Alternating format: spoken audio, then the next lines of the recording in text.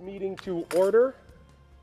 May I have a roll call, please? Trustee Anson. Here. Trustee Doro. Here. Trustee Myers. Here. Trustee Walslinger. Here. Trustee Ludtke. Here. Trustee Connor. President Vanderstill. Here. If you'd all rise for the Pledge of Allegiance, led by Trustee Ludtke. I pledge allegiance to the flag of the United States of America and to the republic for which it stands, one nation, under God, indivisible, with liberty and justice for all.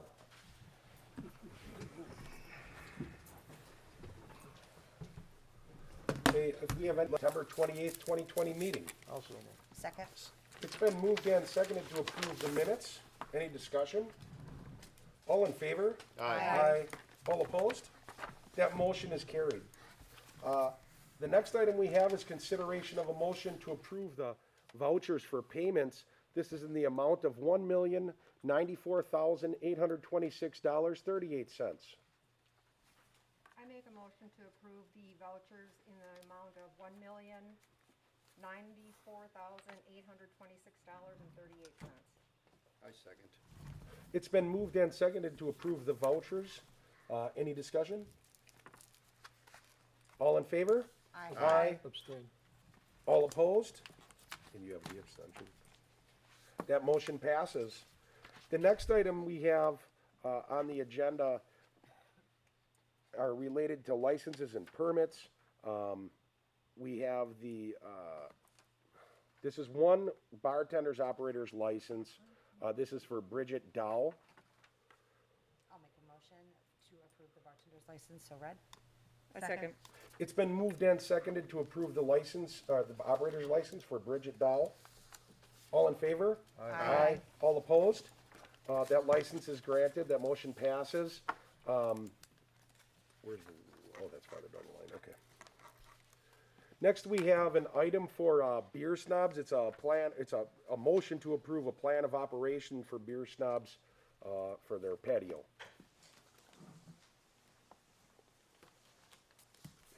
Good evening, everybody. Evening. Evening, Steve. Oh.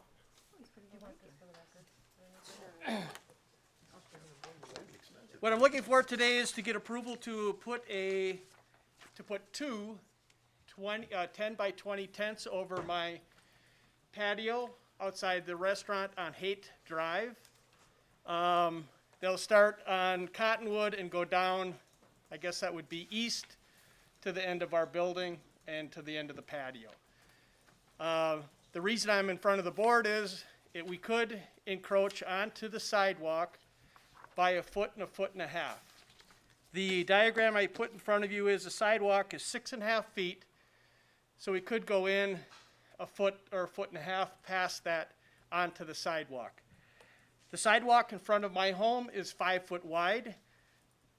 That's residential, so the same amount of space would be left for the sidewalk next to the restaurant. It's a temporary, with this crazy time we're having right now with COVID, we're trying to take advantage of any type of outside dining that's possibly available. And with the tents, heaters, we can extend that. Will it be a month? Will it be 2 months? How long it'll last? I don't know. I don't have control over Mother Nature, but we're going to try to do the best we can for Beer Snobs Ale and Eats and our 22 employees and all the people that come and visit our restaurant. Any questions you guys may have? I have one. Absolutely. Have you already talked to Scott Hussinger about this? I did. Scott, I called him first, Okay. and we kind of went through the plan. We went through what this would be, if there's any permits, anything that the inspections, those type of things. He didn't see any problems with it. He suggested I come in front of the board. The board would be the ones that I should take it to that would approve any encroachment that may be Okay. a little bit of a heartburn on your part.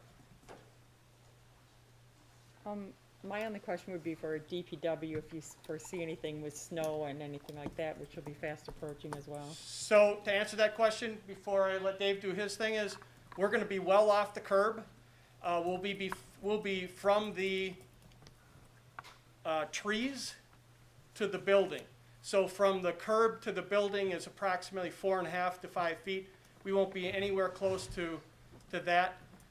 If there is any snow issues or any pushing any type of snow. The DPW has been very, very good, and I assume they'll continue to do the same thing. They usually push down, and then they push into those two spaces, and it goes down towards the end. Really, a lot of it does not come onto our patio area, but if that's the case, it'll be well off of the tent being in any type of intrusion to the drivers. DPW is fine with it, because that, Steve is right, we do take it in two spots, and then we'll haul it out when it gets too much snow there. Okay. So we're fine with it. Could I ask one more question? Absolutely. Actually, of the chief here. Do you see any potential problems with visibility at that intersection? Because with all the different angles there and, I do not. Okay. Just, I don't have any concerns with okay. it.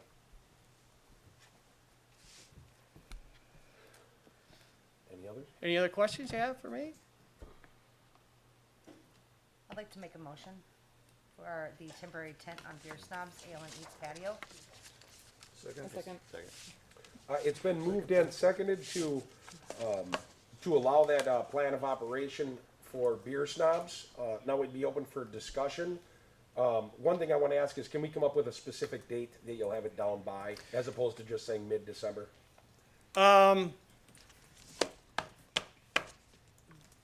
I'd like to keep it up as long as I possibly can. If you're looking for a specific date, I can give you one, and we may go earlier. Oh, that's fine. Maybe I I'm just looking misunderstood for the more of question. typically a lot of times we have a set time. So, I mean, yeah, if you decided to take it down earlier, I mean, that would be fine. I guess not knowing what the weather's going to be like, and me wanting to take advantage of as much of the season, as much as selling season as we can, I would say the end of December. Okay. That way, if it gets to the 15th and we're doing no business out there, I would take it down and we'd down earlier than that. If it gets to the 30th of December and we're having outstanding San Diego type weather, I'll come back in front of you guys and say, hey, this is going so well, can I go longer and keep you guys obviously in tune of what we're planning on doing. The exact time I would, Sure. I just don't want to cut myself off of any selling days that could be there. So I'm going to try to push it as far as I can. Okay. I would rather be honest with you than not. I mean, with this times right now, we're at 25% inside of our capacity. At 155 is our total capacity. The outside dining gives us the additional seats. Inside, we're doing head count. We're trying to make sure that we're social distancing. We're trying to do everything that the state of Wisconsin has asked us to do. That outside dining it's really nice, and it gives everybody that comfort level of being outside and having the ability, maybe that the fresh air and the movement of air helps. So, boy, Jeff, if I could give you an exact date, I would. I'll go late.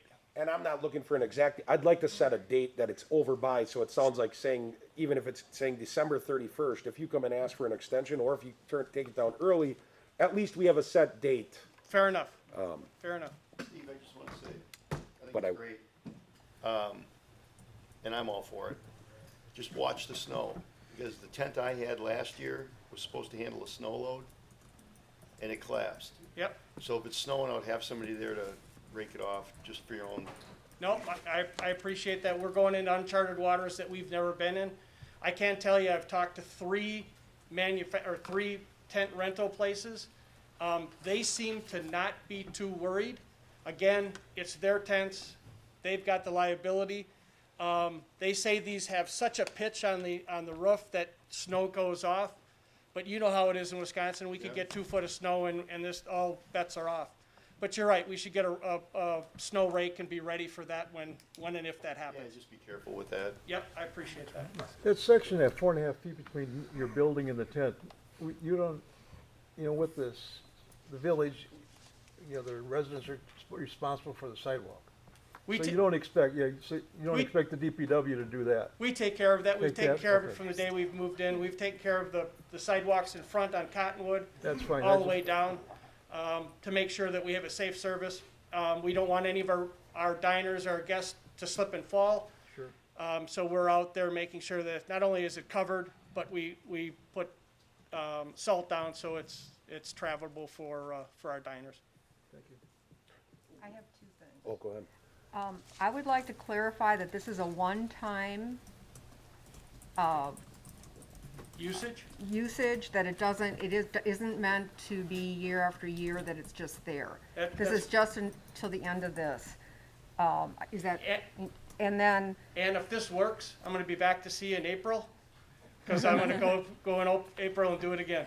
my second, actually question is, if this is a tent that has, you said sidewalls to Correct. cover the patio, if it's got if all four walls are covered and you've got heat in there, is that not considered inside dining? Because you don't have like air flowing. It's not, according to what I've read and everything that I've checked that with the state and their regulations, it's not, it's outside dining. We're obviously gonna have it not be enclosed, so there are gonna be, it's gonna be off the ground, so to speak, by, 6 or 8 inches. Due to the heat purposes and us going in and out, we're gonna have to have a section that's gonna have a kind of a doorway. Okay. And then we would have, for airflow, you're asking me a lot of questions, but this is my plan, but how it turns out may be a little different, but we would have an open section, maybe 6 inches or something on the ends. So not only will the air flow through, but, our combustible fuels, which would be the propane and the heaters, would be able to get exhaust out. Well, we So just- no one gets sick. Yeah, we want to just make sure everybody stays healthy. Absolutely. Thank you. I'm in agreement there. I'm done. I just wanted to ask, and it's all I had to, is it all right on the motion to include an end date, or would you be truly opposed to that? And I don't know if the board wants to go through amending the motion, or if we can just accept that an end date of, Yeah, December Okay. 31st. yeah. Absolutely. Okay. Rick, did Only you have question something? I had is, when I saw the dimensions there, what's the width of the stamped concrete that you have there? It's, our stamped concrete is 15 and a half feet Okay. wide, and we're gonna butt right up against the trees. Right. And then come out away from the trees, so there's about 4 or 5 feet between the trees and the curb. And then, there's about 6 feet that or 4.5 feet, that's, yeah, Sidewalk to the building. to the building. So we're gonna have some open space. Again, once we get it up and get it going, we shouldn't have any issues. This is from my tent guys that came out and surveyed the patio and the area. And they seem real confident that, we shouldn't have any issues. Any other discussion, questions? All right, so it's been moved and seconded to approve this plan for the tent. Included in the minutes, you'll see that the end date, it doesn't go beyond the 31st without you coming back in front of this. Fair enough. The 31st of December. Correct. All in favor? Aye. All opposed? That motion is carried. A drive segment on the easement behind the homes. Good evening. Dave Felkner, DPW. We are here to talk about potentially rerouting the path for the dogs. It's the Ice Age trail path that comes out of Hartbrook Park, and then it ducks behind the houses currently. So what we're looking to propose to do is to make a Y in that path. I included that in your literature there, and kick the traffic out onto Rae Drive, and then bring it back at the what's the address? At 915 Rae Drive. So we own, the Village of Hartland owns the path at 915 Rae Drive, and then they can go back into the path and come out through Centennial Park. The reason we're doing this, there's a few people that aren't happy with dogs in there because there's already a sign that states no dogs allowed. So we thought what we would do is we would put a sign at the Y that we're gonna create and point the dogs onto Rae Drive so they can walk against traffic like they should. We figured that this should cost us about $5,000 because we'll have to remove curb, remove topsoil, we'll have to stone it, asphalt it, re-pour the curb, and then signage and posts. May I ask a question? You sure may. You show the picture doesn't show, where someone would enter into Centennial Park. I'm just wondering, what's the, reasoning for having them go in between those homes back to the path and then up to Centennial So Park? up at 915, where the path, on the top of the page, where the path darts back in, Yep. that's the village owned. And that is public, and we have accessible to dogs from there to Centennial Park. Okay, The restricted area is only between that path on the north end and then basically Hartbrook Park on Yeah. the south end. 615 to 915 array is where the dogs are restricted. right. I just didn't know what kept us from just keeping them on the road. I just think it might get a little confusing, like, hey, you can dart in here, but just throwing it out there. I mean, that works great if you know to walk on it, but I People just like didn't- walking along the river. Okay, Question I have is a couple things. I went and walked it yesterday just to get an idea, because I've never been back there, is how many complaints have we had? Or, I mean, I know it was brought up a month and a half ago, and we had more patrols out there. I was just curious how many complaints we actually had, how many dogs in there? And have we considered, I mean, I know that on both ends there are signs that say no dogs allowed, but it's not, the signs aren't, I guess, really well marked. And is there some thought to maybe making bigger, better signs that, do that before we invest in this to see, but I don't know how many, So let me answer the sign question first. So the signs are standard, just the informational sign, that's a standard size for them. We can certainly, if you would like, to make new and bigger signs, but then we'd have to plant, we'd have to install a second post at each location, each side of the path, so we could do that if that's your direction. Might be cheaper than $5,000. that's what I mean, I guess my thought was if we haven't, the signs are small, but yeah, if you're walking Right. and not, you're looking at nature, you're gonna walk right by it, cause it's a path, you keep on going, so I think if we make it more apparent, that's a less, or more cost-effective alternative first to see how it works, and if that doesn't, then we have to go into other options, but then my other question like that, I don't know if the chief is about ready to answer, how many violations have we cited that it was to try to justify the $5,000? Right, so, I spoke to Mr. Tomkowitz, who I believe is here today, back at the end of May. He brought this up and said that he's come across people walking dogs in violation of our ordinance. We did some extra patrols of the area, and then I also provided him some information with our non-emergency number, and I just re-clarified some of that to make sure that there's no issues with any of the homeowners calling that information in. But during that time frame, we had 22 extra patrols of the area. In addition to that, we had 5 calls for service. So either Mr. Tomkowitz or any one of his neighbors who are the primary people that even know this ordinance exists. If you're not one of those, I think it's 13 homes, maybe 14 homes, you're not gonna even know what's the background on this or why, or if this even exists. So that you're not gonna get a lot of calls there unless it's one of those homeowners that see it. But from that time frame, we had 5 calls from homeowners. And then in that time frame, we had identified 3 violators that obviously weren't aware, didn't see the signage. And they were first-time contacts with us that we identified, warned, and logged it in our record management system. May 21st, and I believe our extra patrol ended on that at the end of August. Yeah. Yeah, 3 violations. Okay. How many calls? so 5 calls. if 3 I, violations. Chief, can I add something? Absolutely. So one thing that's important, and there's been some emails back and forth, when this all started. So when the village was putting in this trail, and I'm not sure if some people bought their homes after, but there was already some of them built, correct? So the section north of, we call it the T, where I told you that we're gonna dart back in at 915 Rae. Yeah, That was phase 2, I believe, of the subdivision. Phase 1 is the section between 615 and 915. And I don't know how it came about where somebody wanted the path through, and they had to go through the homeowners and through Waukesha County right. assisted as well. So the village wanted, I mean, the Ice Age Trail, so the village laid it in there. Right. And there's 2 different water lines that you can think about. You can think about the high water mark that's like on a yearly basis or every 5 years, how high that water gets, and then there's your 100-year high water mark. So the village said, okay, we want to put a path in, don't worry, it'll be on the river side of the high water mark. homeowners think, okay, well, they're just talking the high water mark, which is 5 to 8 feet from where the water sits typically. Well, the village, at least what they said to the homeowners is, no, we meant the 100-year water mark, which is about 35 feet up or 50 feet up. So now it's like going right through the middle of their backyards.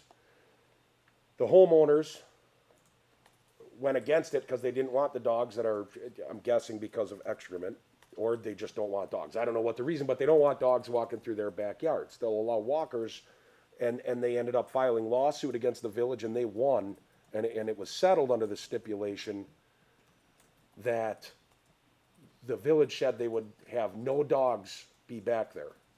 So some of this is left up to interpretation. Obviously, the homeowners believe, hey, the village said they would have no dogs. No matter how many resources you pile into it, you need to make sure no dog goes back there. And then there's some of the village that's like, well, we can't hire 2 police officers at each end to make sure.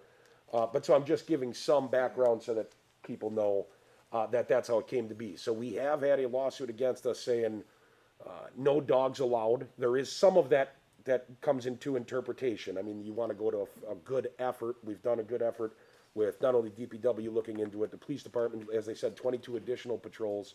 We're really working on it, but it's going to come down to doing whatever we need to do.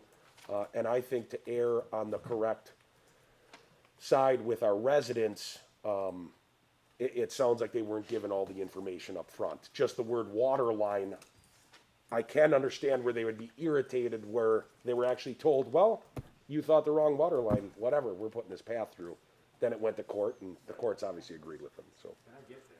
I guess my thing is just like that, as you said, a lot of people don't know, so I think it's on us, in the village, to educate them, put a better signage and things like that, and, you know, what do we have to put out? Communications and things like that. I just feel that that's a smarter route to go to educate people, and I think most people will abide. If not, then we would think of another alternative, but. Chief, is there any way that you can walk, and Dave, you can answer this too. Is there any way someone, I don't believe someone can walk through the entrance on either end without seeing the sign that says no dogs allowed? Well, yeah, there's signs that say no dogs allowed. I mean, just your typical sign. Right. Yeah. You're in On law each enforcement, end. so I'm gonna consider you more of a specialist than anyone in here. Do you think people that are walking are thinking, hey, I won't get caught, or do you think they honestly aren't seeing the signs and that's why dogs are walking through there? I believe, well, I'll let Chief answer. I'm sure it's a little bit of mix of both. I'm sure there's people that just have always walked that trail and never had an issue and continue to do so for probably many years. And then I'm sure that people that I notice the sign but don't understand what's going on, and they just have walked their dog and not been questioned on it. And then obviously there's been people we've talked to and the residents of that area I've talked to. And I don't know of any repeat offenders on my end, but obviously they've lived there a lot longer and they're gonna see it. They're there 24/7. I'm definitely not.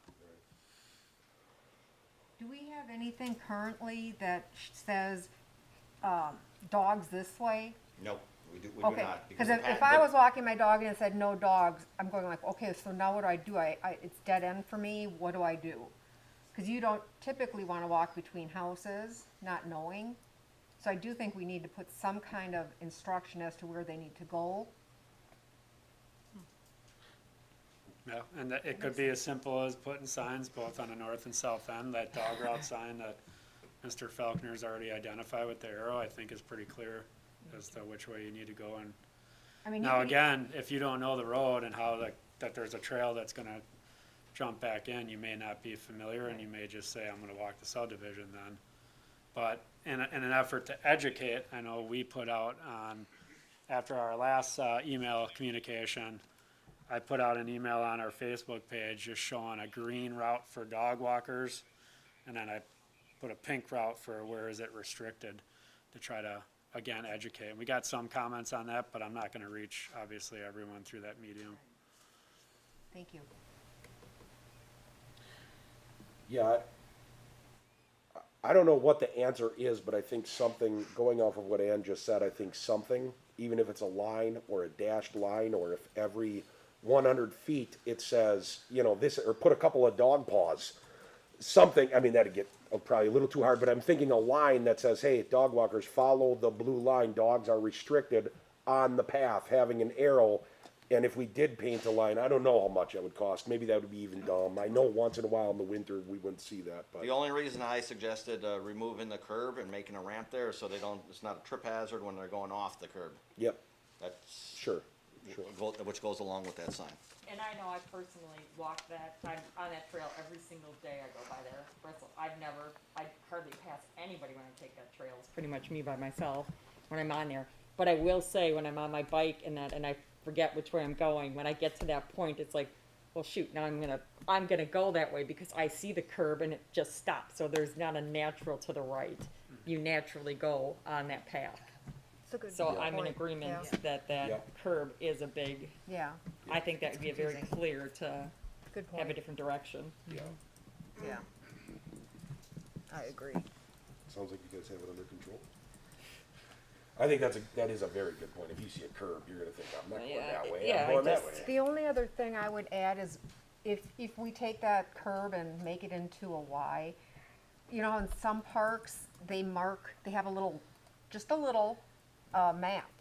That's what And if we had something there, like you said, and that said, if you have a dog, you have to follow dash, dash, dash, but you're gonna get back up here. So they know they're not just gonna be out in the, Even if they missed that cut-through trail, they could obviously catch Centennial Park further north.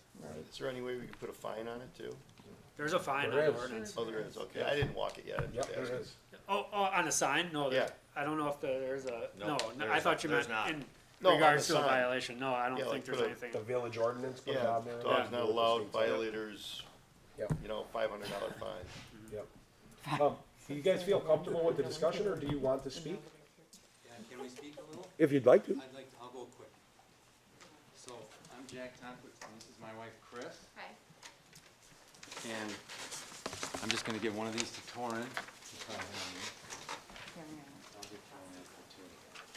So Chris and I moved to Hartland in 1988 when we got married, and we were renting in Hartridge for 2 years, and we decided to buy a lot, and we bought this lot. And we were all excited to build our new dream home. And basically, the easement that's in our title is the one I kind of emailed out, and I got it right here. And the kind of the go-to map at the time was the 100-year flood line there. And the easement we signed, it says wetland boundary 4 times, it says preservation 3 times, and pedestrian 2 times. So there was a tone to this, and I'm in the surveying land business, so I kind of understand surveyors are normally pretty precise and accurate. So basically, this was a private-public venture. The original developer who actually built my home, he got out of it because it was getting a little too complicated back here, and another developer picked it up and worked with the village. So basically, it was going to be, we want to sell these lots, but we want to get this easement so the village saves money, but we can still put our path in. So that was the goal. And then we built our house and we moved in, and a few years later, this kind of kicked off because at the time, the public works engineer was applying for grants and trying to, get some state help with this. And back then, this is like 88, 90, there wasn't really Ice Age Trail. There was just other paths. I don't know if someone had this long-term view that we have now. So it was kind of a little more isolated and functional. So then it was time to build a path, and it was at the 100-year flood line, which is like a third of the way back in our yard. You can kind of see on there. And on the big picture, so at the time, the whole village came out, and at the pink line, they laid this out, which is closer to our kitchen than it is to the river. Which house number are you? We're the 4th house. So What we're number? 670. So we're here. 30. So I kind of said, wow, what's going on? And so did some of my neighbors at the time. And that's what kind of started this discussion. I'm not proud to say I was involved in the lawsuit, but, basically, we in good faith bought off this. This is all we had. Now, there's another document, and I have a whole thing of legal things, and I'm $8,000 or $10,000 into this. And if you look at the Waukesha County Register of Deeds, the final plat contains a note that says, there is a special easement agreement on file for lots abutting the Bark River below the 100-year flood line. Basically, that's just referencing this exists. It's kind of like if you have your home and you have a survey done and there's a 15-foot We Energies easement, it might reference the easement, but it may not get into all the minutia of the easement. But then the village said, this is what we meant. We meant the 100-year flood line, not the wetland boundary. So, Which is the other item that you're holding up? That item? I have piles of. No, I just want to see the one item. I have piles of appeals. No, no. So this is what's on file. Oh, okay, If you I was went- looking at this one, so I was just If you wondering. went down to Waukesha on the final plat, Gotcha. this little blurb. Oh, that's where the blurb is referring to this? Yep. Okay, thank you. I just wanted to make sure. Right. Okay. Because, you know, when you get into a bigger scale, they don't always The have. microphone's not gonna pick you up. I'm sorry, thank you for letting me see that, though. I just wanted to make sure I understood. No, it's all right, I'm sorry. It does go back a ways. That's one of the reasons I kind of, this spring, I'm like, you know, Chris, we got a whole new board, we have a whole bunch of new neighbors, nobody really knows the history. So it was kind of unfortunate, it got a little testy.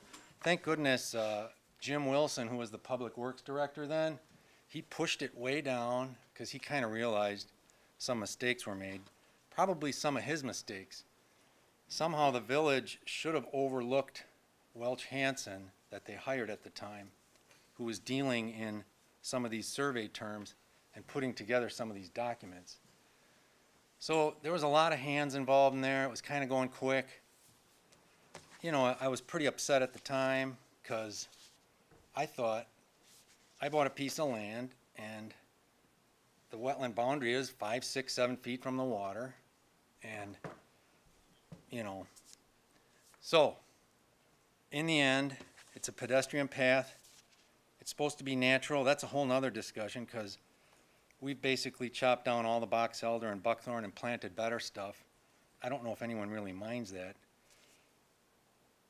But we're trying to make it look better, and I think it does. Most people, you know, kind of like it a little more manicured versus just totally wild. In fact, the Kiwanis pretty much kill any buckthorn and box elder when they're doing their cleanup. I kind of agree with that approach. So it's kind of a guideline. Both parties kind of give and take. But the dog thing does bother me because it takes me about an hour to cut my grass. A couple weeks ago on a Saturday, I must have stopped my lawnmower 5 times just in the backyard. That's a half hour to talk to dog walkers. And the problem is, you know, sometimes you'll get someone from out of town. Okay. Most of the regulars kind of get upset and finally stop because we give them a little business. But a lot of people want this detailed explanation, and I'm like, why am I doing this? The village should be helping me do this. The police department should be helping me do this. I own the land. I own all the way to the river. They have an easement. So I got a little upset this spring because a lot of time has passed, and I just thought nobody knows here what happened. And I just want it to be a serious issue because the village promotes Ice Age Trail friendly community. This is a key section, and we have to coexist. So Chief Torn's been awesome. I didn't call him back as quick as I wanted the last 2 weeks. I got busy. And the thing is I'm one of whatever 13 neighbors. And we got new neighbors like John and other people that I've been trying to just get up to speed a little bit. And people have different interest levels in this issue. But, so that's kind of the history. With the lawsuit, was the dogs part of the lawsuit, or was that what you and Jim Wilson came up with? You know, I've got That was piles. That was part of the end decision. Okay. Yeah. Yeah. It was kind of a compromise. You're right. So we won the first round, but then there were appeals and we ended up losing finally. Oh, okay, I didn't realize. Like, Okay. The first court kind of agreed with like, hey, this was written, the village oversaw this, too bad, so sad. But then the village was too far into it and they We kind of, lost in the appellate court. right. and then the appellate court overturned every decision except one. And that- And they added on this no dog walk, no dogs in that path, and I think it was to compromise that. Yeah, basically, there was a big leap here to say, Yeah. a special easement agreement is on file below the 100-year flood line. They just basically said, well, that's the easement. And I'm like, no, it's not the easement. That's reference to an easement on a bigger map. It was kind of, you know, I hate to say it, but the second developer, I don't know if he was the most sincere, honest businessman, and so that's where it's at. I do get upset because a lot of people don't take it seriously. Chris and our neighbor Kelly used to work part-time when the kids were young, and they were home a lot, and they were kind of the path police. We work full-time now, and we're not home as much, and people kind of start getting away with it, then they just repeat. Right.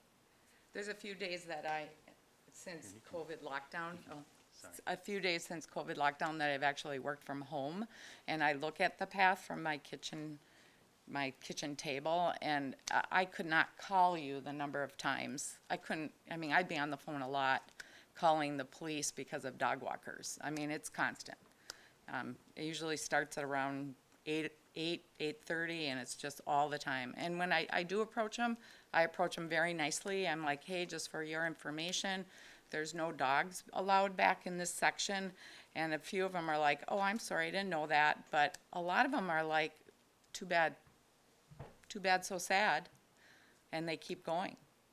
So, you know, again, it's not up to us to police that, but it's our problem. Yeah. I know Torrin gave me that number back in the spring, and it was a little confusing because it's a Waukesha dispatch, and I've asked him for some concise words to use, so I'm not taking a lot of time with the dispatcher. It does seem like a low priority at Waukesha dispatch, so he's also given me another number that we can share with some of our neighbors as well. So a lot of us own dogs. The path is fairly close. We get all sorts of irresponsible and irresponsible dog walkers. I remember one guy, he had a dog that literally went 100 feet across the river. Beautiful hunting dog. Came up, went in between our houses. This dog was having a great time, and I was like, what are you doing? He goes, I'm walking my dog. I go, time out, you know, that's a little, you know, that was a worst case. But a lot of us have dogs. The path does get close. This was kind of decided after the battle to be, you know, part of the long-term deal, and we're just wanting you to, you know, uphold the deal. Thank you for listening. Okay. And I think diverting the path, you have to do that, because like you said, if you're on the path walking your dog and there's no why, there's no choice. So you gotta, you know, there has to be some signage. I know Andy, who lives on the far north end, he said, can you stencil some no dogs on the path, just on the path, a couple of those painted stencils that someone brought up. That could be kind of cost effective. I think it needs more than one sign, so signage is key. Or I had that one handout I did a while ago where, you know, someone mentioned it. So with the, can I ask you a question quick? Sure. You're saying more signs would be helpful, but you're saying it's not helpful in a lot of cases when you tell people, hey, you're not supposed to have dogs on here, I guess. Some of my concern is I don't know how effective the signs are gonna be. I think like Trustee Doro had said, directing them in a certain direction is gonna help, but one thing I wanna say, and I'm all about honesty and transparency, I can tell you in looking at this, unless we have 2 officers here 24 hours a day, this problem will never completely go away. No. Just like you'll always have speeders, you'll have people that are like, no, I want to walk by the river. I'm going to walk my dog. I'm just saying, I think we all know that. We would expect somebody stationed there 24/7, No, absolutely I know, but I'm saying I think there's all. always going to be people that are going to. And we do appreciate the support the police have walked through, and, you know, that I think does set a certain tone if people see it, but, no, we know that it'll continue to be a problem, but I think that some direction for those dog walkers will help. Yeah. I just want to give a little history too, just like, oh, those crazy people on the path. I don't think I'm crazy. I think I'm a very honest person. My wife and I have been members at St. Charles. Our kids went there, and Arrowhead. I'm a pretty much straightforward guy. I thought I knew what I was doing with my background, and it kind of got a little sideways. So, and it is bothersome, because like I said, we all have dogs, a lot of us have dogs, and the path is close. So it is kind of a concern, you know, I mean, we don't want to have issues with, you know, dog issues or something like that. Sure. Yeah, no, I understand what you're saying. I just Yeah. wasn't, I had it a little messed up in my head, I think, on how, I didn't realize you went through the appeals, or it went through appeals, and then it didn't actually, and then it actually lost. I thought it was a decided thing, no dog. So that's where Jim Wilson worked with the board at the time, to have it put into our ordinances in the village of Hartland to say, Right. no dogs on there. And you know, I think, Jim, I think the path is kind of cool. It's down pretty low. We love the bike riders, we love the bird watchers, we love the Ice Age, you know, the people that are doing 100 or 200 miles. It's all kind of interesting and cool. It's just that it's a little too close, you know, to have lots of animals, and a lot of us have animals. So I appreciate Thank you. all your time. And I'm glad I finally got here. I wanted to do this in spring, but kind of COVID took a little out of it. Yeah. And I invited a few neighbors here. I don't know, John, do you want to talk a little at all, or? No, I think I'm fine, it's just that, that there are a lot of dogs there Can you step on up our to side the of the mic? river. Can you come up, or the people on YouTube won't be able to pick it up, or the people on Zoom?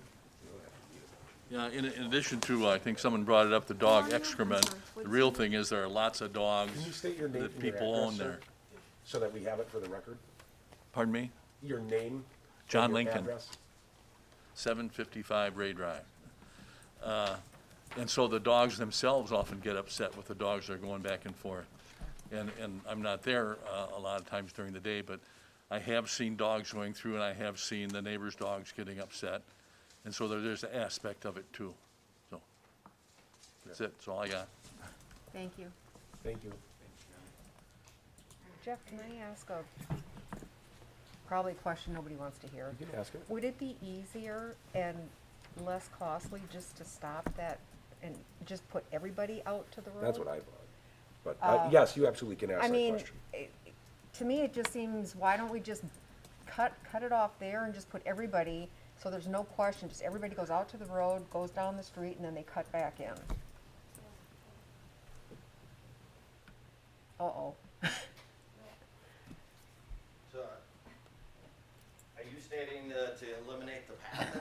Behind the houses, just for those houses. I'm just asking, why don't we do that? Wouldn't it be easier?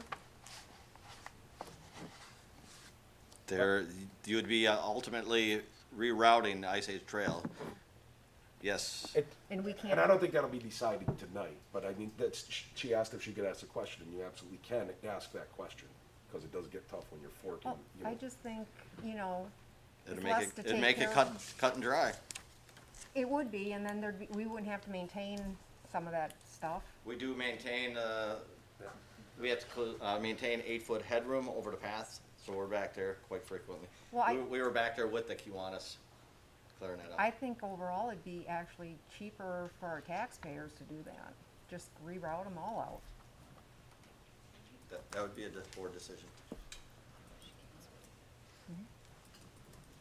Hi, Chris Tomkowitz again. That's not really what we were asking, for you to consider that is something, but, I mean, the path is beautiful, and many people, walk it and enjoy it.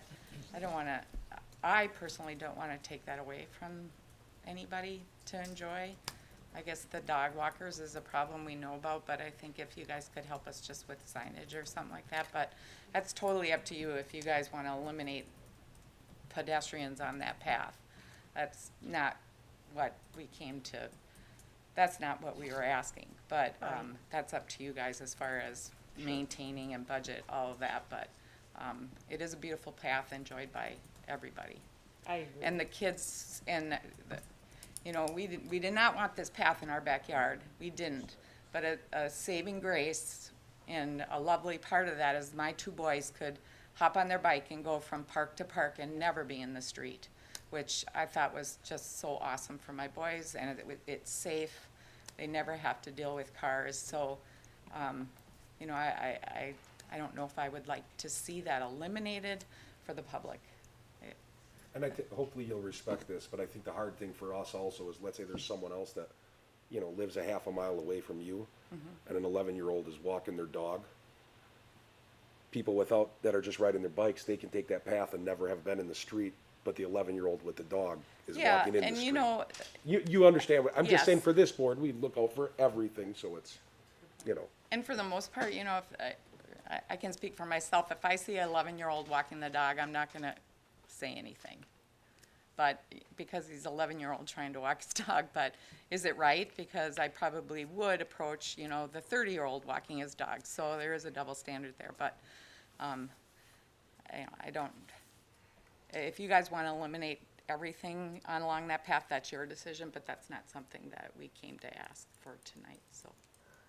All right. So does, anybody else have anything? Cause and I'm just suggesting this, we could have if someone wanted to make a motion, they could, to say to try out that diversion, you know, like DPW had put forth for us, or you could make a motion on whatever you want. I'm just saying for the 5,000 for DPW, we don't have to, but it would solidify it for them that we stand behind it. So whatever the board wants to do, I'm just letting everybody know, technically DPW can kind of sign off on that. Can I ask a question? Yeah, To the absolutely. To the DPW. Dave, quick question, to going back to the original thought concept of the 5,000, right? So the diversion, what are we talking about with timing? I mean, we're getting into some different, winter months. I think we should be able to get it done before the snow flies, but it's not a scheduled job, so Right. I mean, last year on Halloween, we ended up with what? Almost a foot of snow. Yeah, I mean, so, we should be able to get it done before the snow flies. okay. Thank you.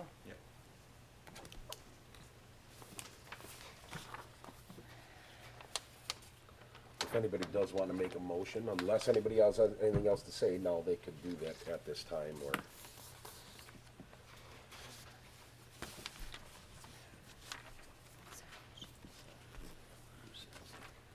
Have we ever considered moving that trail? We just talked about. Well, no, he's saying the entire Can't, trail. you know, moving it back towards the river where it was originally anticipated? Huh? Yeah, can't we just, rather than take it down to where the river runs, rather than running it halfway through their yards? I mean, if I had a yard, I don't know if I'd want somebody to, It's not, it I think that- it never got built. The pink was where it was going to get built. That's the 100-year floodplain. It never got built there. It got built along the river. so it is along the river, so it doesn't run that pink, oh. No, It's only about It's three on the feet from river the to the river. point where in spring, you can't even So it's really not traverse that right- area because it floods. So if it's by the river, it's real close to the, maybe, to the end of their lots, right? And just for clarification, the police department's correspondence has always been not for them to go and confront the people in violation, but just to call that dispatch number or the police department. And we will obviously respond. Our big thing is dog walker, where you're calling from, whatever resident address that is. And then if they are going towards Centennial or Hartbrook, because that's where we're gonna more than likely catch up with them.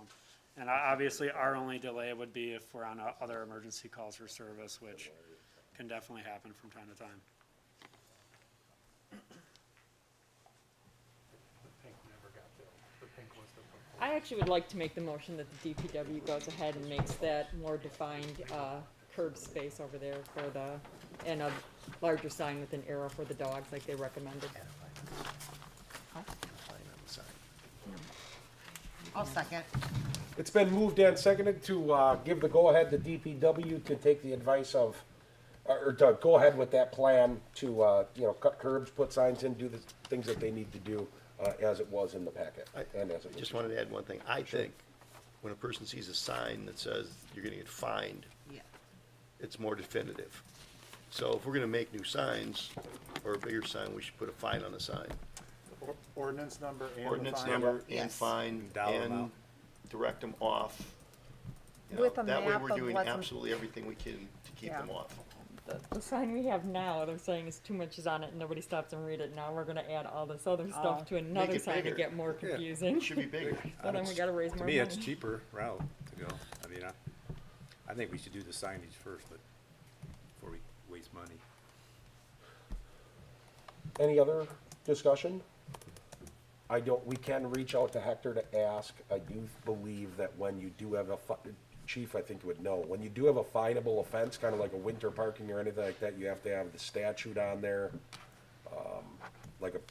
Is that true? Is there some legality that you have to have an ordinance or a statute number if you're going to fine for something? Otherwise, it's kind of just saying, hey, beware, we don't want dogs here, as opposed to actually being able to fine for it. Is there? Yeah, I don't know if for parking restrictions. I was just using that as. Yeah, for parking restrictions like handicap parking, things of that nature, they do ask for a state statute to be on the sign for traffic law, parking law issues. I don't believe it has to be for village ordinance. I'm not aware of a statute that requires it. But it is, to Trustee Anson's point, I think it sends the message. The only thing I would caution on the fines is, understand that they do change from time to time. We have not had an increase on court costs for a period of time, so I am anticipating maybe in the next year or two, potentially fines going up $5 or $10 with court costs, which tend to happen every 5 to 6, 7 years or so. So then we would always be kind of chasing that back, just so everyone's aware. Okay, thank you. I've got a question. Just with this curb cutout and the new path, I mean, what type of safety issues is it for people walk? I mean, is there a path there? I don't remember seeing a path. Are they walking in the street? You're walking in to the traffic in the way that you're supposed to be walking. Right. I When get you that. go off the natural path from the bridge and you're coming through the park, it also goes into the road there. So there is a natural ramp there to go into the road. Or you could turn left or right onto a sidewalk. So there's no cross anything there either. It does the same natural there. Right. But when you get to the end of that, then there is no natural anything. You're just pushed to the left. Any other items of discussion? So it's been moved and seconded that DPW moves forward with that plan for signage and the curbs and the path adjustments. All in favor? Aye. All opposed? Aye. That motion is carried. Did you get that one? The next item, thank you guys. The next item we have on the agenda, I believe it's getting asked that this be tabled. Yeah, I would respectfully ask that you remove this item, not table it, remove this item, so that we can do some further research and get the board some information on what other municipalities are doing, what some possible options are, and possibly get that to you, the info pack, and see what the board's feelings on this matter are, so. So with that, unless someone does not want to remove it, we will strike that item. Anybody against that? They can make a motion to say no. Okay. The next item, thanks, Ryan. The next item we have is consideration of a motion to appoint additional election inspectors with terms to expire December 31st, 2021. I do want to add on that list, Mrs. Hallquist, please strike that from your lists, so to speak, even though maybe mentally, but strike that from your list. However you want to read it. If you do make a motion, Mrs. Hallquist is not, she has decided she's not going to be able to do that, so. I'll make a motion, we approve the election inspectors with the elimination of Linda Hallquist. I second. It's been moved and seconded to approve these election inspectors with the exception of Linda Hallquist. All in favor? Aye. Aye. All opposed? That motion is carried. The next item we have is a consideration of a motion to approve the contractor's application for the payment number 7 in the amount of $190,103.69 to Musson Brothers, Inc. for Sunny Slope Drive Utility Improvements Project. All right, here's the good news. We're almost complete. So Musson Brothers is seeking a payment application of $190,103.69. This is, they just closed out, they finished all utility work, and they did the curb replacement over our utilities. It is in binder, which means the first layer of asphalt, and the second lift of asphalt is going down tomorrow, so it'll be complete. The village staff and Ruker and Melke were satisfied with the work complete, so we are looking for an application payment to Musson Brothers Incorporated for $190,103.69. I make a motion to approve contractor's application for payment number 7 in the amount of $190,103.69 to Munson Brothers, Inc. Second. It's been moved and seconded to approve that payment number 7 in the amount of $190,103.69 to Muscle Brothers. Discussion? All in favor? Aye. All opposed? That motion is carried.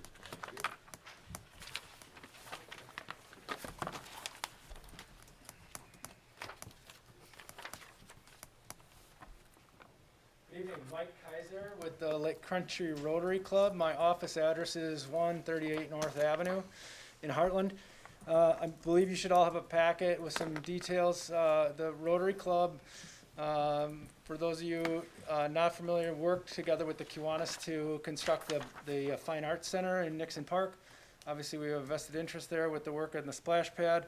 And for a long time, we've been talking about the fact that we should have some better signage there to identify the Fine Arts Center, but more so to recognize the community service organizations that worked hard to put that together.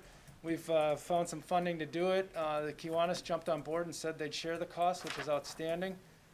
We worked a little informally through Kelly Yogerst, and suggestion was made to make the lettering consistent with that on the side of this building. So we've agreed to do that, and then put the Rotary wheel and a Kiwanis logo up on either side of it.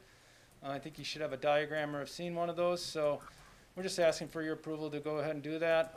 We'll contract it out. We'll coordinate with the DPW as needed. Carl Scheif in our club, he owns Competitor Awards in engraving, has agreed to do the work. He's done a lot of work in Hartland. I'm not sure if he's gonna be able to get it done yet this fall. He said it depends on the weather and how long it takes to order some of the materials and stuff. We'll keep the village apprised of when we're gonna get it done. And hopefully it'll look really nice. I'll make a motion that we approve the signage for the Fine Arts Center. I second. It's been moved and seconded to approve for the Fine Arts Center, the signage and logos, or emblems. Any discussion? Just gonna happen in a year, we're prepared that we're gonna fix it, right, Tim? Okay, We will be there. okay. We're not going anywhere. We're good. Anything else? Just a question on the install. Is the village installing it, or is the road? Competitor Awards will install it. He will, okay.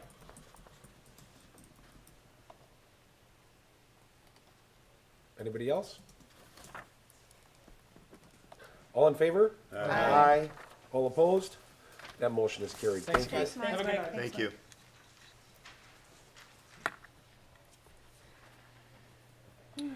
Now we have discussion and consideration of a motion to approve a contract with Ogden Construction Group LLC for the construction of a shelter at Centennial Park in the amount of $43,977. As you can see from the memo, Park Board requested that we build a shelter at Centennial Park. The location would be where the current volleyball court is. We went out and asked 5 companies to submit quotes. 3 did submit quotes, and Ogden Construction was the lowest of those 3. So I'd like your approval to move forward with Ogden Construction to construct that shelter this year. The DPW will do the restoration, the soil restoration around the slab, install a path from the driveway to the shelter so there's handicap accessibility. And if the Park Board so chooses, we would build a new volleyball court in the spring in another location. Well, do we have the money then, that 60,000 that to do the volleyball court? Well, we didn't actually allocate 60,000, that was the estimate, but this is being paid for from impact fees, not from the general fund. Pay for the volleyball court? Yeah, yes, absolutely. The labor would be done by Public Works, it would just be sand.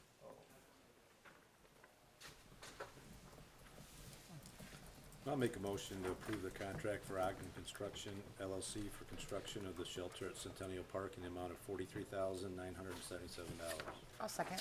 It's been moved and seconded to approve the $43,977 to Ogden Construction Group for that contract for the Centennial Park shelter. Any discussion? All in favor? Aye. All opposed? That motion is carried. Thank you, Mike.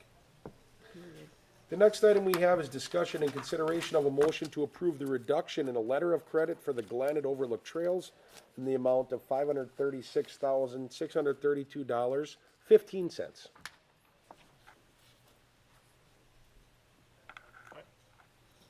Any questions or comments on the reduction of letter of credit? I'll make a motion that we approve the reduction of the credit, letter of credit. I second. It's been moved and seconded to reduce the letter of credit for the Glen and Overlook Trails in the amount of $536,632.15. Discussion? All in favor? Aye. All opposed? That motion is carried. Our 11th item on our agenda is discussion and consideration of potential changes to recycling and yard waste collection. So as we had discussed at a previous meeting that the Wauwatosa County is ceasing to finance the recycling site at the garage. And board asked me to get together some pricing for that, which I have done in this memo. And we're looking for you to approve closing the recycling site to non-residents and continue to provide that service to the village residents. The cost is fairly nominal at roughly $6,500. And I think it's a good service that we provide. And we'd also like permission to put up some signs to notify both residents and non-residents of the change at the recycling site.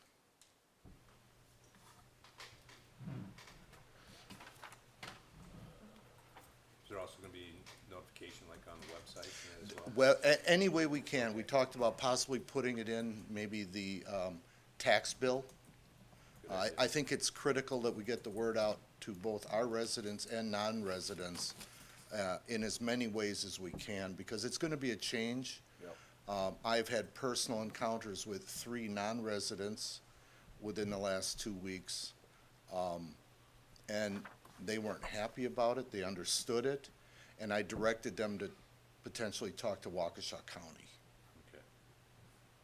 That would be my biggest concern is the people that are using it, because other communities, I mean, like down there in Dousman, I mean, when you pull up to that dump station, you can have your driver's license there, and they've got to see it before you even touch your stuff. Correct. You know, and I mean, that's got to be important for us to do it. I think Dave was even saying if somebody came, he saw somebody come into town with a load of trees one time. Correct. And just came over and dumped them in ours, and that wasn't a resident, so in order, you know, we gotta protect our residents. Absolutely. And that's, you know, if we're gonna, the tax dollar's gonna pay for us, it should just be for us, so that's gotta really be, you know, monitored very tightly. Mike, I have are you done? Yes, I am for you. Just a comment on what you were saying. Yes. I don't have a truck, so I'd have to have somebody do it for me, Okay. and, Oh, you had more? and they won't, what if they don't have, they're not a resident? You go with them. You go with them. Yeah, as long as you have a- Then they can't dump. Yeah. Okay. Get a truck. I'm looking for one. Okay. Just a suggestion. I agree that. So the that it- resident would have to be with them? Yes. Okay. I agree. It's important that we continue to verify their address with a legal ID of some sort. And we've been doing that, we'll continue to do that, but it'll be more important in the future. I think by going to this change, it will make it easier for us to eliminate those non-resident yard waste people coming in, because they'll be not allowed in for any purpose. Now they're allowed in for one purpose, and they can come in and potentially dump the other stuff off. Now they just won't be allowed in, period. It's not easy, but it's gotta be done. Yeah. What were they allowed in for previously? Was that as part of the Waukesha County? It was glass, paper, plastic, oil, antifreeze, filters, and commingled metal. One of the things that I wanted to say, I mean, without a doubt, because Waukesha County is not paying for the program anymore, you know, it has to be just our residents. Otherwise, we literally have taxpayer money going into somebody else being able to utilize the facilities, and that's just not fair, and I think this entire board agrees with that. I know that a lot of times I've gone, and I think you're right, it's more so someone getting in that's gonna drop off glass or something, and then dump something else. When I only went a couple times this year, but I needed to take stuff, and even, you know, myself, I mean, he checked it. And, I mean, I had to go a second time, it was a lot of stuff, and he's like, are you taking stuff for someone else? And I was happy, he asked, and I ended up, I'm like, that's awesome. So I mean, they do a good job of screening that, I think as a board and with the DPW, what we'll have to decide, in talking with the administrator today, he brought up a good point, he's like, there's some people, a lot of people, DPW would know as well, you know, that use it. I don't use the cardboard pickup that often, but how often do we have boxes? But we'll really have to decide if there's some way we can keep some of those services anyways. Kind of like the metal, we make money on it, so we don't need to charge for that. But maybe we come up with something where you're gonna come and dump a pickup truck load of cardboard, it's $5 or something just to and that way it's paid per use, but you're offsetting the cost of having that whole dumpster picked up or whatever that price is. I'm saying hypothetically, I think we're gonna have to kind of get together, maybe even outside of a village board meeting to say, hey, what do we really wanna do? Cause there's the paying for the service, and then there's also us collectively as a board saying, hey, we still want to offer this, even though it's going to be at this expense to our residents. So I think that this will be a little bit of an ongoing discussion. I do agree, most importantly right now, and even though it's expensive, I would be for a mailer or something, some way that we can make sure that at least that we can rest easy at night knowing we have notified everybody in the village. If it's possible for us to get a postcard out, I know 90% of the people won't pay attention to it, but we can at least, we've tried to do our part in getting it out on Facebook And Public Works agrees, I think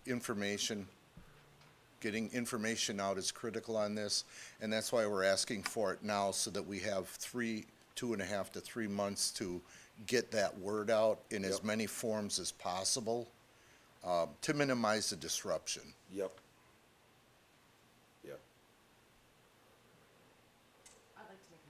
To keep the recycling site open for Village of Hartland residents only, while keeping the recycling yard waste site hours the same, and giving DPW the permission to start notifying village residents and non-residents of the recycling changes. Second. It's been moved and seconded. I have a question in discussion. Does that include everything that we're doing right now? We continue with the oil and everything else? Okay. Okay, will we be coming back to this, or is there anticipation, or would this just set it straight that the village is gonna continue to do this at the cost?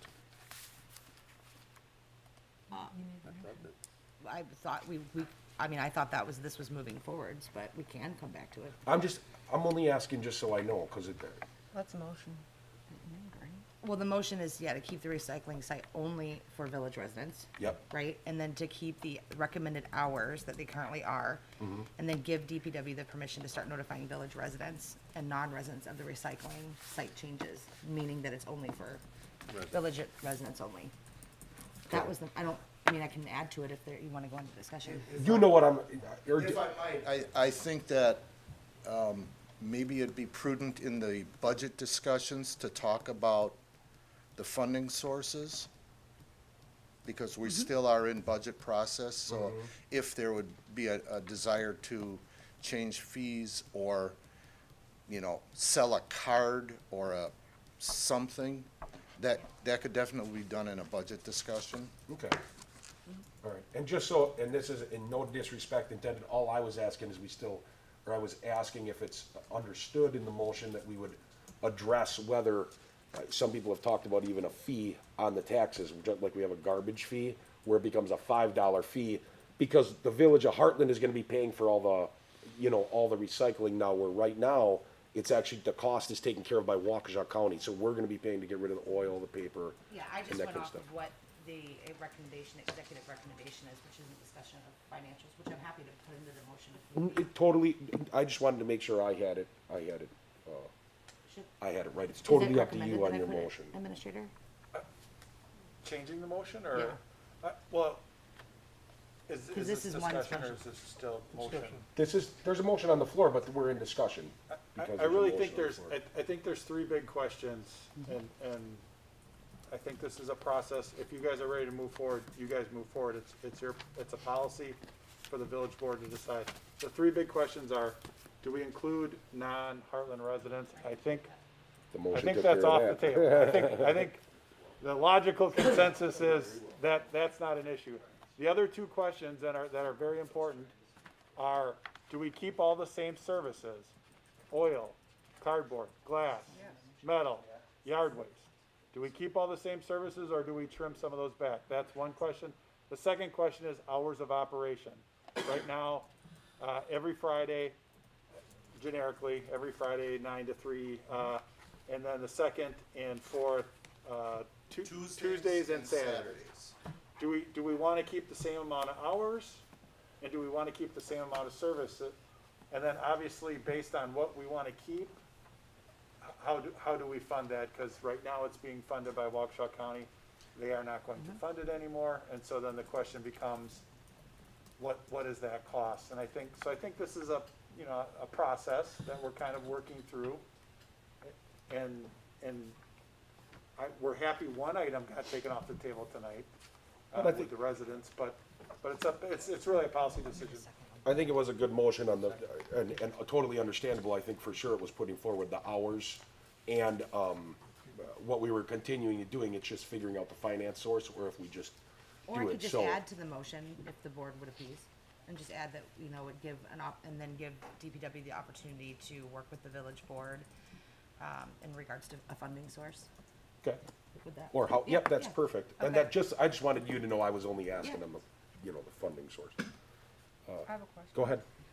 Mike, is there any of the times that are listed on here that hours of operation that where you really have only like one or two, or is really one that's really slow, like nighttime or?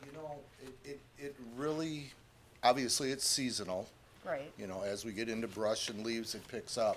But it's pretty steady throughout all of those hours, because a lot of the people that can't make Friday go to a Tuesday night or a Saturday, So Saturdays tend to be a little busy, but Tuesday nights give residents flexibility. Okay, so that's pretty even. Yeah. Okay, that's all I wanted to know. Thank you. Question as far as when we talk about some of these other, oils and what, is there a breakdown, obviously with our size of our village versus Waukesha, the other residents or non-residents came in, is there a breakdown on how much of some of these other things percentage-wise came from outside that we're gonna see a very small percent? I would suspect that we'll see a small percentage decrease in these costs. I use 2019 because we don't have 2020 numbers yet. But with reducing, I would say a guess of 20 to 25%. It's strictly a guess that it may reduce, not bringing non-residents in. Okay. Just very difficult to know how many non-residents were dumping oil here Right. versus residents dumping oil here. We'd have to go a couple months of just residents to see what that trend is. Guessing 20, we've guessed 25%. Any other questions? So it was, we have a motion on the floor. It was moved and seconded, and I believe that there was an addition to it. But it's been moved and seconded that did you want to speak? I'm sorry. before Yeah, I call the I vote. was up there, Oh. Zoom's fighting with us right now. I was just gonna let you know, we are putting together a tax newsletter like we do every year. We have a spot open for whatever the decision is, so they will get that in the beginning of December as well. We can do other mailings too, but they will be getting that. Again, can't guarantee people are gonna read it, but Yeah, Yep. that's they'll nice. be getting it, so. Okay. Thanks, Ryan. Thanks, Ryan. Thanks, Ryan. Look at him zoom. Thanks, Mike. So it's been moved and seconded, to approve the hours and to approve the continuation of the services we're providing. with there may be discussions between DPW, the village board, discussions that will happen on how we're going to fund it, or if it'll just be straight funded by the village, but that discussion will be going on. But the hours and that we're continuing, that is part of this motion. For residents only, sorry, for residents only. See, I consider that so set in stone, I didn't even say, no, I'm kidding. Thank you for the correction. Residents only to the village of Hartland in the state of Wisconsin. All in favor? Aye. All opposed? That motion is carried. Thank you. Thanks, Mike. Now we are on to announcements.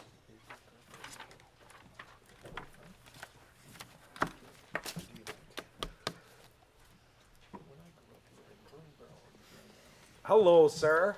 How we doing? Are you still feeling warm?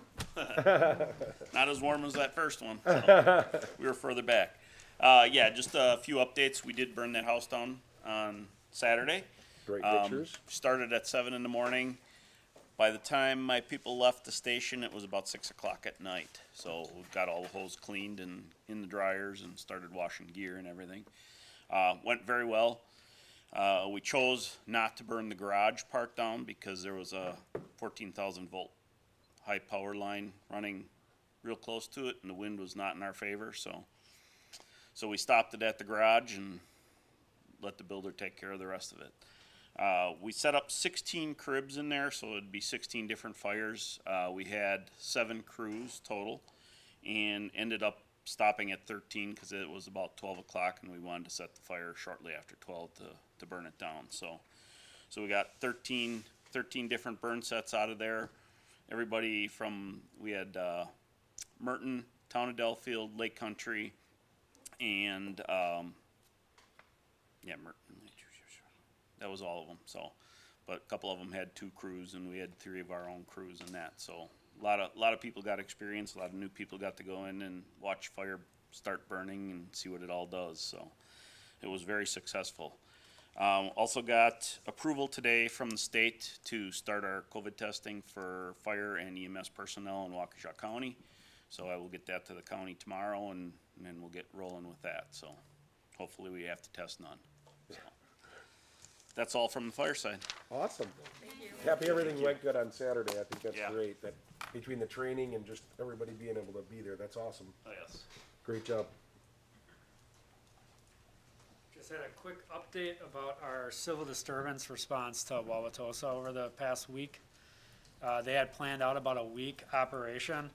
With things slowing down after this past weekend, they've actually canceled the rest of outside agency involvement. I think they even reduced the amount of National Guard that they have assisting them at the time, which is all good news. We were out there in 2 capacities, both with our Waukesha County Civil Disturbance Unit and then also with our critical incident team, our SWAT team. No injuries to report, which is good. Very minimal, any type of use of force. It was just some very minimal chemical munition deployment by our Civil Disturbance Unit. And the crowd dispersed as intended and how that they're trained as far as providing those munitions. So all in all, it went really well. City of Wauwatosa was very prepared. They had a lot of time to plan. They did that. They used that time wisely. They had a lot of resources, and I think that's why you see the difference. Even though there was damage and some injuries caused, it was pretty minimal compared to what you're seeing across the country, and that goes to the leadership at the Wauwatosa Police Department. They really did a great job, and it's hard to see that when you watch the news, but there was a lot of time and effort spent. It wasn't just a fluke that it wasn't worse in Wauwatosa, because it had a lot of the makings of some potential issues. So they did a really great job there. Thanks, Chief. Thank you. Sorry for my cough. It's not COVID. It is not. It's not. I wouldn't be here if it was. I have an announcement about COVID. So there's a lot of rumbling, so I'm just gonna come out and say it. Obviously, there's all kinds of back and forth, and I don't think that, in my opinion, I don't think that, the village too much should get caught in the middle of it. I think it's kind of above us, but it is on us and everybody in the village to do what they can to try to keep people safe and be smart. The governor obviously has put out a mask mandate, and we've heard about the 25% for a lot of different types of venues and things like that. So I guess I just want to remind people of two things. One, obviously, I mean, if a business is asking you to wear a mask, if they have it posted on the door, it's just like if you get to someone's house and it's posted on the door. You walk in there without a mask and they tell you to get one on, you know, if you refuse or cause trouble, you are creating a disturbance, and they can call the police department at that time and say, hey, this is my business, the person isn't listening, just like you could do it at your own home. Obviously, we don't want to see that happening. I don't think anybody up here or at the police department wants to see that happening, but it can. If someone refuses to listen to a business owner, obviously there are certain situations for health reasons that certain people can't wear masks. Hopefully we won't all go around questioning everybody, and we'll just trust that people are being honest. If they don't have a mask on, you know, they have some reason for not having it on. We don't have to fight with each other. So let's try to pay attention to, the news is moving so fast that, you know, just keep an eye on the news and things like that, but let's just continue to try to be safe as cases are up a bit. There's 38 in Hartland right now, so let's just try to be safe. Secondly, if everybody remembers back to March, as we were getting into COVID, when we had lines and lines of pickup food and stuff like that, our businesses, let's even expand outside of just the restaurants, our businesses here in Hartland are great. I have watched for 3 months as some of those businesses have been slammed and smashed on Facebook and been boycotted by certain people. I hope that people, even if it's only $10, will take that and go to one of the shops in the village, somewhere in the village of Hartland, or get carry out. I don't care if it's an order of mozzarella sticks. A lot of these businesses are at only 25% capacity.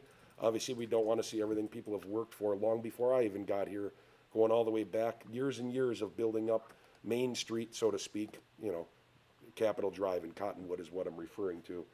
But all these businesses around, we really want to take care of them. So if we can continue to try to keep our money as close to home as possible, you know, you need something for plumbing, go to Beebles. You need, just try to do the best you can at keeping your money close to home. It does make a huge difference as opposed to taking it outside of Hartland. So we just got to care about each other and just keep on working this and keep praying and keep your fingers crossed that it all ends soon.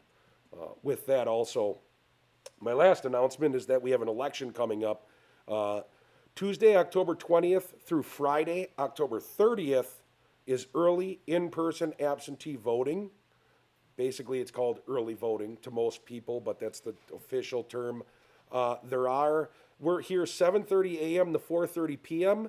There's extended hours on Wednesday, the 21st of October, and Wednesday, the 28th of October, until 7 p.m.